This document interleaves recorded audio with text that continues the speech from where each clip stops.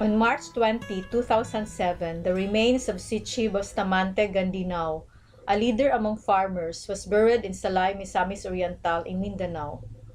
Anselmito, her husband, who was with her when she was killed, would tell and retell what he witnessed to everyone who came to the wake.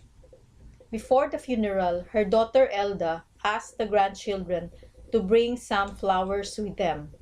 Maria got a bunch of gladiola. Then the coffin was brought out of the hut through the window and was carried to the church for a memorial service. At the church, Maria watched as people came to pay tribute to her grandmother. She recognized many of them as her grandmother's companions at rallies. Maria would tag along with her grandma at rallies.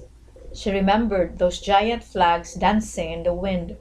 She remembered her Lola Sichi always wore a red scarf over her head to these gatherings. During one rally, she saw young girls like her perform, while her Lola carried a placard protesting against the use of pesticides, and her Lola's friend carried another placard demanding for higher wages for workers. Someday, Maria wished that she too would bring her own placard and perform during a rally. At the public cemetery, family members gathered around Gandinao's coffin. Maria saw her mother Elda and her aunts began to cry. As the coffin's viewing window was sealed, Maria's mother wailed, covering her face with a handkerchief. Maria watched them from afar as she stood at a distance from the rest of the family. Maria's three cousins, flowers in hand, went near the edge of the pit, and as the coffin was lowered into the gaping hole, threw the flowers into the pit. Then the men started to cover the hole with loose earth. Maria stepped back from the edge of the hole. The next few days, Maria felt so sad and lonely. Now, she thought, she does not have a Lola anymore who will bring her to rallies and marches. A week later, at the therapist's clinic, Maria felt safe to tell the doctor about her nightmares. She said that in her dreams the sky turned black and a big black tree grew from the ground. Another time, she dreamed she saw her grandmother had surfaced from the underground. Her head was cracked like an eggshell, and orange flowers were growing like a snake around her broken head.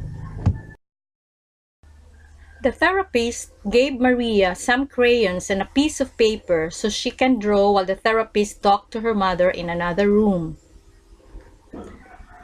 The next time Maria visited the therapist, she again drew with crayons. The last time Maria went to the therapist, she told the therapist that her grandma's friends had brought her to a march in honor of people like her grandma Sichi who are heroes. She said she carried a placard too that said, "We must stop killing people."